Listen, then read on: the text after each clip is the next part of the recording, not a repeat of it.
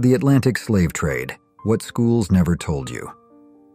The Atlantic slave trade, a dark chapter of human history, spanned centuries and continents. But how much do you really know about this brutal system? Beyond the basic facts lie stories of unimaginable cruelty, but also powerful resistance. Join us as we explore the devastating impact of the transatlantic slave trade, the complex web of those involved, and the lasting legacy it leaves behind. The Atlantic slave trade, a grim legacy of humanity's past. Slavery has existed in many forms throughout history, but the Atlantic slave trade was horrific in its scale and impact. Let's talk about this dark chapter. For centuries, from 1500 to 1880, millions of Africans were ripped from their homes and families. Historians estimate between 10 and 12 million people were forced across the Atlantic. Imagine that. Millions of lives stolen. And tragically, the journey itself, known as the Middle Passage, was brutal. About 15%, that's roughly 1.5 million people, perished at sea, victims of disease, starvation, and unimaginable cruelty. Where did these enslaved people come from? Primarily from 6 regions in Africa: Senegambia, Sierra Leone, and the Windward Coast, the Gold Coast, now Ghana, the Bight of Benin, the Bight of Biafra, which encompasses present-day Nigeria, and finally, West Central Africa, a region also known as Congo and Angola. These areas became hunting grounds for slave traders. More than 12 million people were loaded onto ships destined for the Americas. Think about that number, 12 million. It's staggering. Upon arrival, the survivors faced a new nightmare. They were treated not as human beings, but as commodities, bought and sold like cattle in public markets. To solidify their ownership, slave owners would often brand their new possessions, burning marks into their skin, just as they would do with livestock. Life for enslaved people in the Americas was a constant cycle of forced labor and unrelenting terror. They were dehumanized, stripped of their identity, their very humanity denied. They were told they were not people, that they had no souls, that they were beasts. Branded, beaten, abused, they had no recourse, no escape. This was the horrifying reality of the Atlantic slave trade. A harrowing tale of humanity's darkest chapter. Human history is sadly marked by oppression, conflict, and the brutal practice of slavery. From the earliest times, people have enslaved others. The Atlantic slave trade stands out as a particularly horrific example. It's the story of millions of Africans torn from their homes and communities by European slave traders. They were transported across the Atlantic in conditions of unimaginable cruelty. Let's set the scene.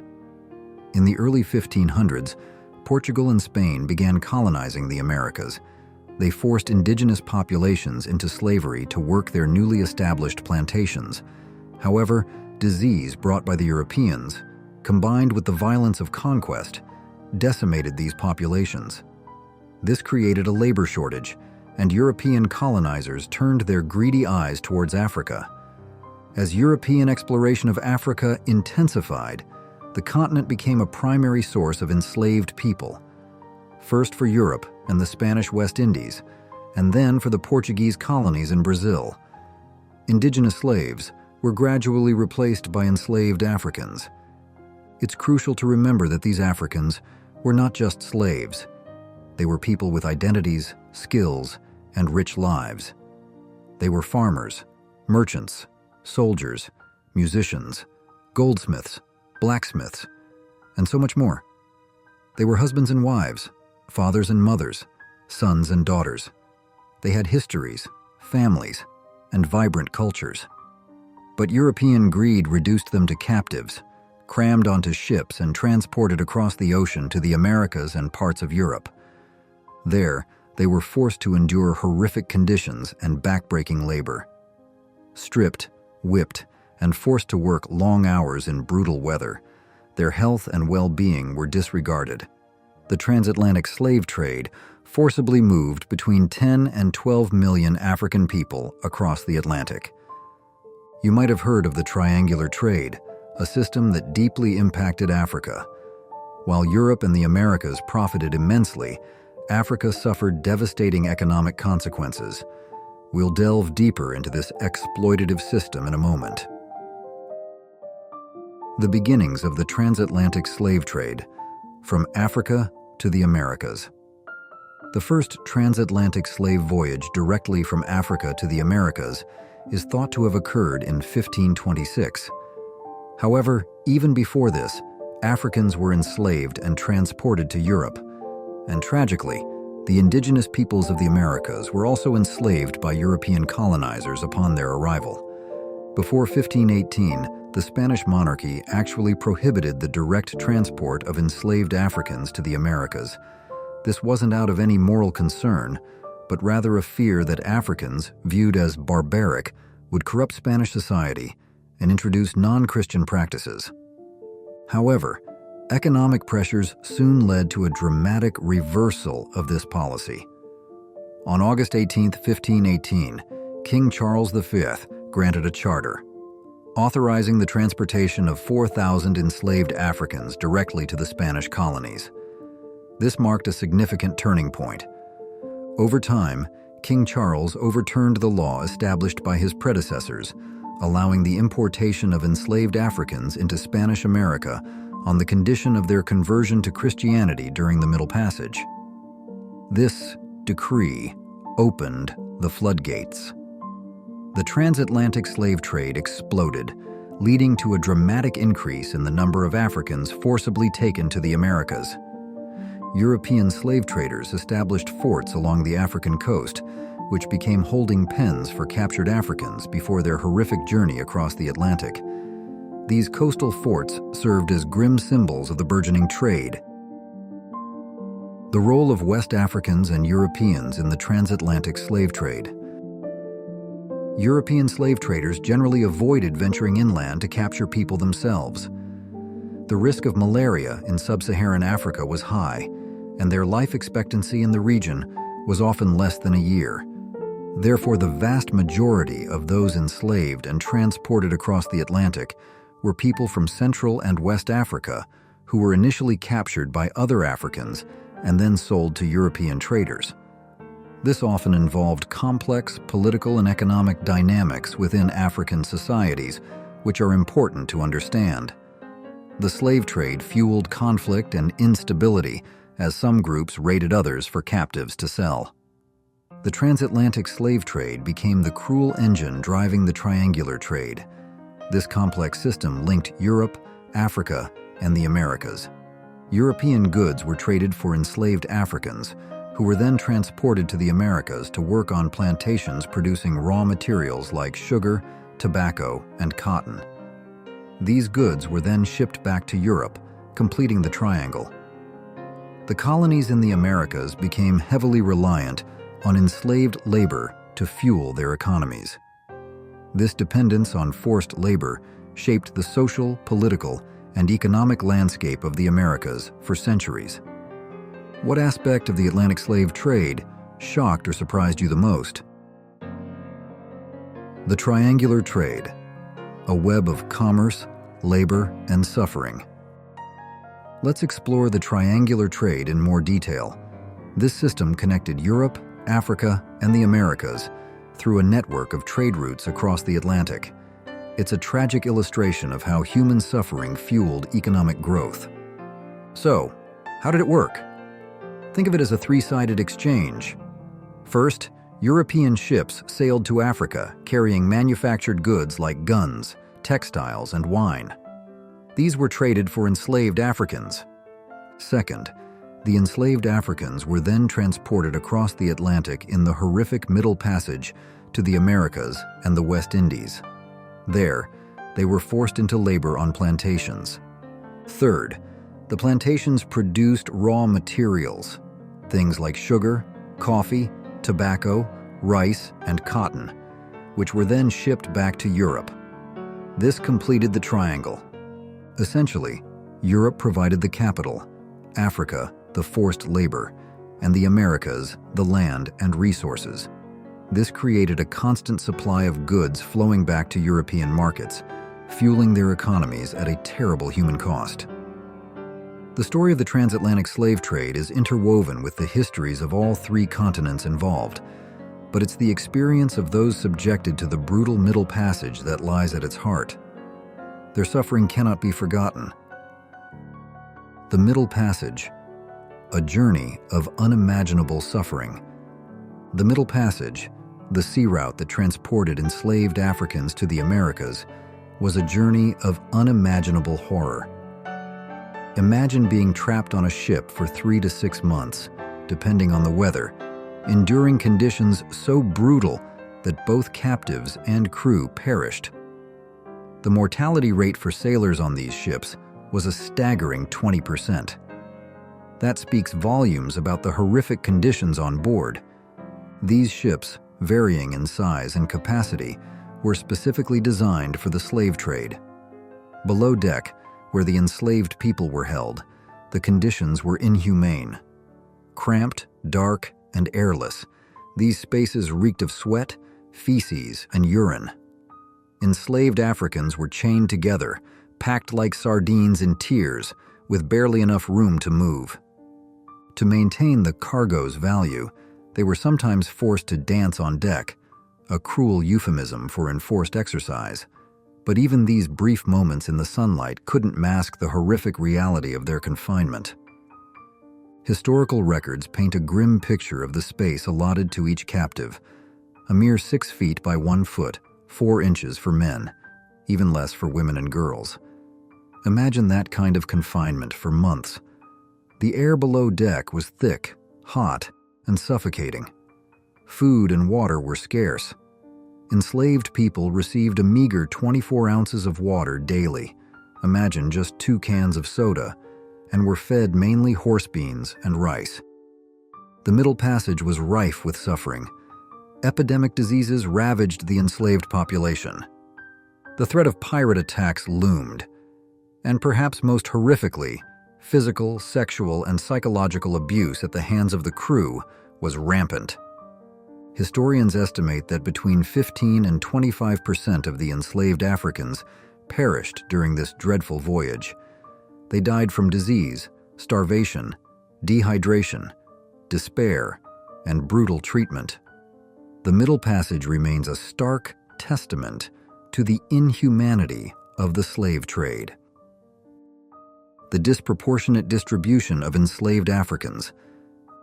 The conditions of the Middle Passage were so appalling that only a small fraction of enslaved Africans, about 4%, roughly 400,000 people, were transported directly to North America. The vast majority were sent to the Caribbean and South America. Brazil alone received nearly half of all enslaved Africans transported across the Atlantic, a staggering 5 million people. You might be wondering why, with thousands of captives on board, slave revolts weren't more common. After all, they vastly outnumbered the crew. The reality is, revolts did happen, though they were difficult to pull off successfully. We'll discuss a particularly compelling example in a moment, a chilling and fascinating story of resistance. However, it's important to remember that the slave traders were heavily armed and kept the enslaved people tightly chained and controlled throughout the voyage, making organized resistance incredibly challenging. But before we get to that story of resistance, let's wrap up our look at the Middle Passage and the economics of this brutal trade. The Transatlantic and Islamic slave trade. It's a common misconception that all enslaved Africans were transported across the Atlantic. In reality, the transatlantic slave trade accounted for only about half of the total number of Africans enslaved and transported out of the continent. From 650 AD to 1900, Islamic traders also exported an estimated 10 million enslaved Africans across the Sahara Desert, the Red Sea, and the Indian Ocean to destinations like Arabia, Yemen, Iran, India, and Iraq. This is a crucial part of the larger history of slavery and often overlooked. While some enslaved Africans remained in Africa, many of those caught in the transatlantic trade were taken from the region bordering the Gulf of Guinea. The level of slave trading activity in this area was so intense that the coast of present-day Togo, Benin, and Nigeria became known as the Slave Coast. However, West Central Africa, particularly Angola, was the source of the largest number of enslaved people. In the early days of the transatlantic slave trade, the Portuguese primarily purchased captives from tribal wars. But as demand soared, they began venturing inland, violently capturing people themselves. By the 1690s, around 30,000 people were being taken from Africa annually. A century later, that number had surged to 85,000. Between 1700 and 1850, it's estimated that over 80% of Africans forced into the transatlantic slave trade survived the Middle Passage, a grim statistic considering the horrific conditions. Between 1821 and 1830, around 80,000 people were taken from Africa every year. In the 2 decades leading up to the abolition of the trade, over 1 million more Africans were transported across the Atlantic. By 1820, almost 4 times as many Africans as Europeans had been transported to the Americas, and a staggering 4 out of 5 women who crossed the Atlantic were African. The majority of enslaved Africans brought to British North America arrived between 1720 and 1780. While Brazil received most of its enslaved population from Angola, those transported to North America and the Caribbean were primarily from West Africa. Even though only around 6% of captured Africans were sent to British North America, by 1825, the United States held about a quarter of the people of African descent in the Western Hemisphere. Importantly, the conditions of slavery varied significantly across the Americas, differing greatly between, for example, the Caribbean and the United States.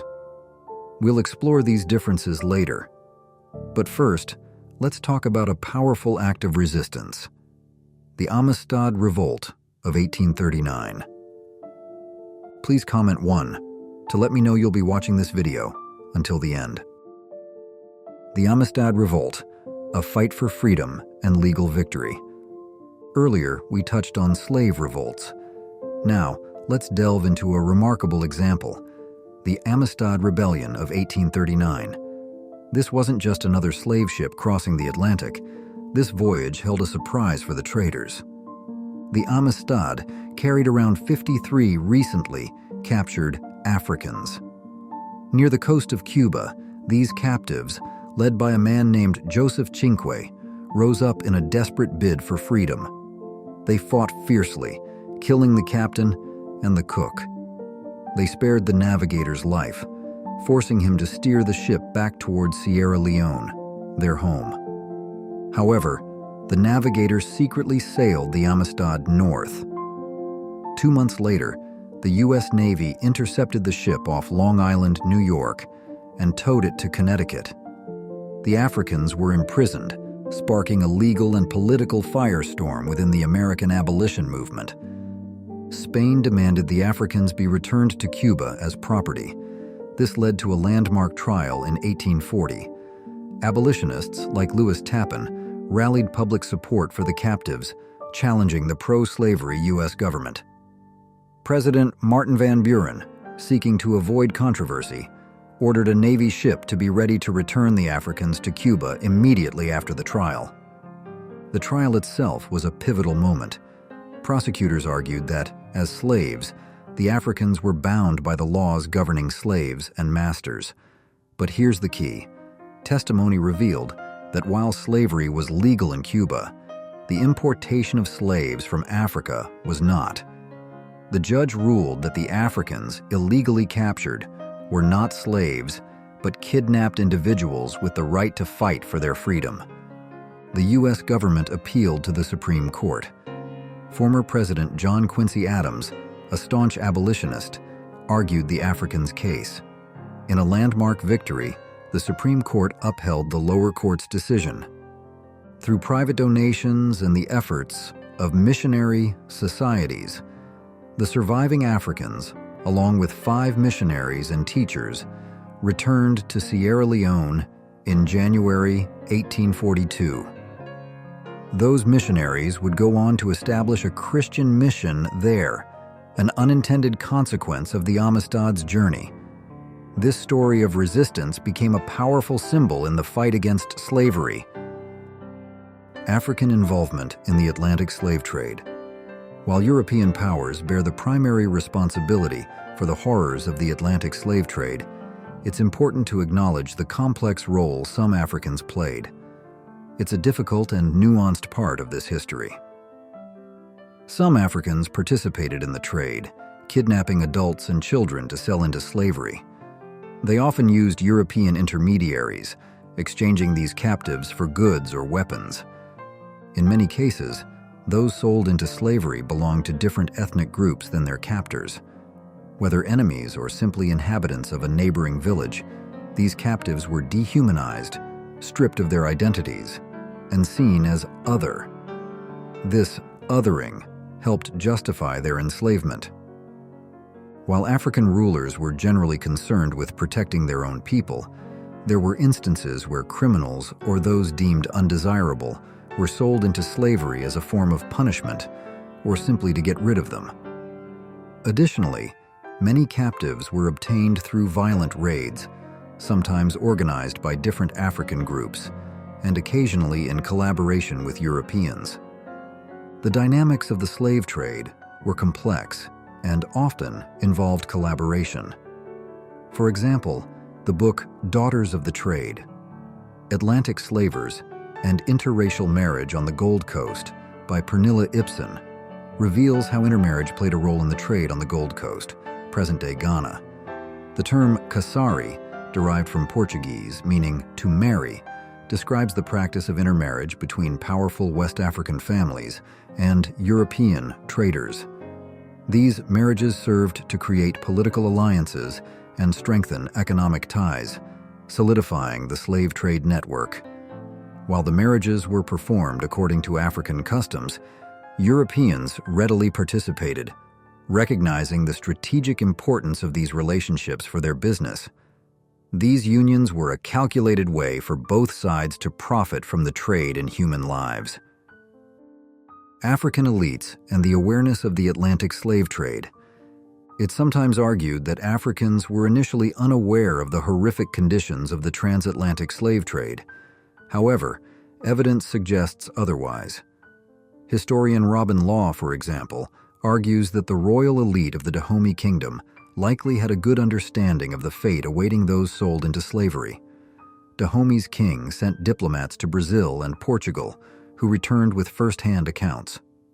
Furthermore, some Dahomeyan elites had themselves experienced slavery in the Americas before returning home.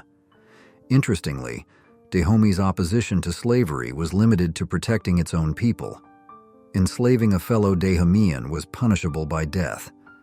While the kingdom condemned this practice within its own borders, it had no qualms about the broader institution of slavery itself. On the Gold Coast, present-day Ghana, the situation was somewhat different. Elites there sent their children to live in European forts and sail on slave ships to learn about the trade firsthand. Some even sent their children to Europe and America for education. Gold Coast elites also negotiated with the Dutch and British to rescue individuals who had been tricked into slavery in the Americas. However, among many Africans who were not directly involved in the trade, a terrifying rumor persisted that Europeans were cannibals who would cook and eat their captives. This belief added another layer of fear and anguish for those imprisoned on ships bound for the Americas, making their ordeal even more traumatic. The genocide of the transatlantic slave trade. The transatlantic slave trade resulted in an immeasurable loss of life, both during the Middle Passage and after arrival in the Americas. A BBC report estimates that over 1 million people died during transport to the New World. countless others perished soon after arrival due to harsh conditions and brutal treatment. While the precise number of deaths among enslaved people in the Americas remains uncertain, it's likely that it surpasses the number who survived. The trade not only destroyed individual lives, but also decimated cultures and communities. It's estimated that around 12 million people were forced into the Atlantic slave trade between the 16th and 19th centuries, with about 1.5 million dying on board slave ships. And this grim toll doesn't even account for the countless Africans killed during slave raids and wars on the African continent. The scale of this human tragedy has led some scholars, like Canadian Adam Jones, to label it a genocide, comparing it to some of the worst atrocities in history. He argues that the killing and destruction were intentional, pointing out that the institution of slavery was deliberately maintained and expanded despite the known, devastating loss of life it caused. He asks, if those in power knew about the immense suffering and did nothing to stop it, how can it not be considered genocide? Others, like American scholar Saidiya Hartman, argue that the deaths of enslaved people, while horrific, were incidental to the pursuit of profit and the rise of capitalism. In her view, death wasn't the primary objective, but a tragic byproduct of the commodification of human beings. She argues that the system viewed enslaved people as having no inherent value, essentially as already dead. While the transatlantic slave trade, like the Holocaust, resulted in millions of deaths, Hartman argues that in this case, extermination wasn't the main goal, but a devastating consequence of the pursuit of profit. What responsibility do we have to remember and learn from this history? Blame and involvement in the transatlantic slave trade, the roles of Africa and Europe. Assigning blame for the Atlantic slave trade is complex, but there's no question that European powers were the driving force behind this horrific system. 7 nations were deeply involved: Portugal, Britain, France, Spain, the Netherlands, the United States, and Denmark. They transported enslaved Africans to their colonies in the New World, fueling the demand for forced labor. The main sources of enslaved people were regions like the Angola coast, the Bights of Benin and Biafra, the Gold Coast, Senegambia, Southeast Africa, the Indian Ocean Islands, Sierra Leone, and the Windward Coast. The presence of European slave traders had a profound impact on African societies, even influencing legal systems. Scholar Kwame Anthony Appiah notes how some African societies altered their laws, making enslavement a punishment for certain crimes, providing a steady supply of captives for the traders. Historian David Stannard, author of American Holocaust, points out that a significant number of African deaths during this period, perhaps as many as half, resulted from intertribal warfare, which often produced captives who were then sold into slavery. The practice of enslaving enemy combatants and their communities was widespread in West Africa. The slave trade became a tragic byproduct of existing conflicts, with the sale of captives financing future wars and eliminating potential rivals. Some African kingdoms, like Igala, Kabu, Bono, Oyo, Ashanti, Dahomey, and the Aro Confederacy, were particularly active in these practices. While Africans were undeniably involved in the slave trade, it's crucial to remember that Europeans created the economic incentives that fueled this system. A powerful example of this comes from letters written by Afonso I, or the King of Congo, to King João III of Portugal. He pleaded with the Portuguese king to stop sending goods that were exacerbating wars between African tribes. Afonso I desperately requested missionaries instead of merchandise, recognizing that the European goods were fueling the demand for captives. He wrote of the rampant kidnapping and depopulation of his kingdom, driven by the desire for Portuguese goods. His words are a stark indictment of the European role in creating and perpetuating the slave trade. global apologies, and efforts toward remembrance of the transatlantic slave trade. Despite the devastating legacy of the transatlantic slave trade, global recognition of its horrors and formal apologies from the nations that profited from it have been slow and often met with resistance. In 1998, UNESCO designated August 23rd as the International Day for the Remembrance of the Slave Trade and its Abolition, a significant step towards acknowledging this dark chapter. This designation paved the way for other events and initiatives focused on the impact of slavery on Africa. In 2001, at the World Conference Against Racism in Durban, South Africa, African nations called for formal apologies from the former slave-trading countries. While some nations expressed a willingness to apologize, others, notably the United Kingdom, Portugal, Spain, the Netherlands, and the United States, blocked these efforts. Their resistance likely stemmed from fears of potential financial reparations to affected African nations. Since 2009, the United Nations has been working to create a permanent UN slavery memorial to commemorate the victims of the transatlantic slave trade. This ongoing project underscores the importance of remembering and learning from this horrific period in history. The Atlantic slave trade left an indelible scar on the world. Its legacy continues to shape societies today. From forced migration and cultural destruction to the fight for equality and justice, the echoes of this brutal system remain. Did I miss anything? Let me know in the comments. If you found this video informative, be sure to check out other videos in this series. Don't forget to subscribe and share Who Remembers. Thanks for watching.